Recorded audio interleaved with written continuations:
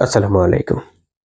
প্রধানমন্ত্রী উপদেষ্টা ডক্টর জাহেদকে দিল্লি এয়ারপোর্টে রীতিমতো অপমান করা হয়েছে, অপদস্থ করা হয়েছে।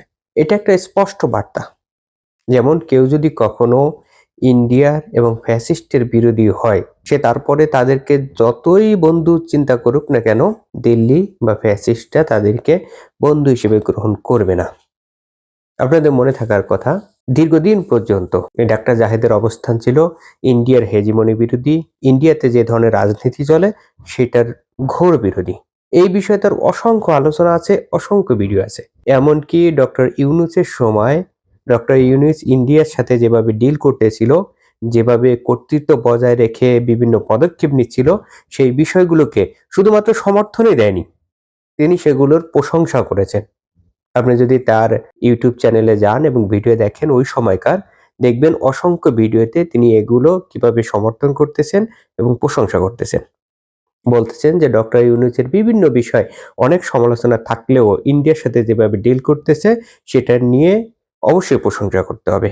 কিন্তু যখনই ডাক্তার জাহেদ বিএনপি সরকারে যুক্ত হলেন, তার অবস্থান হয়ে গেল কম্প্রোমাইজ। ইন্ডিয়ার সাথে যে কর্তৃত্ববাদীর বিরুদ্ধে বাংলাদেশে অবস্থান করার কথা, সেখানে তিনি পুরোপুরিভাবে কম্প্রোমাইজ হয়ে গেলেন। এমনকি ২ দিন আগে এক বক্তব্যে তিনি বললেন, ডক্টর ইউনূসের সময় যেভাবে ইন্ডিয়ার সাথে ডিল করা হয়েছে, ইন্ডিয়ার সাথে যে সম্পর্ক ছিল, সেখান থেকে ২ দেশে বের হয়ে আসতে চায়।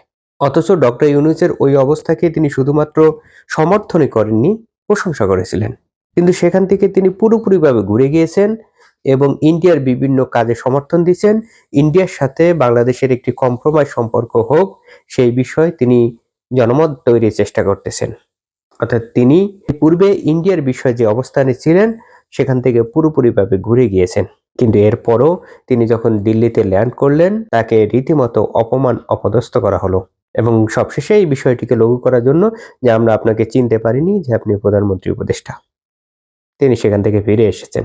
যদিও এইসব বিষয়ের ক্ষেত্রে আমরা অবশ্যই ডাক্তার জাহেদের পক্ষ নেব, কারণ তিনি আমাদের দীর্ঘদিনের সহযোদ্ধা।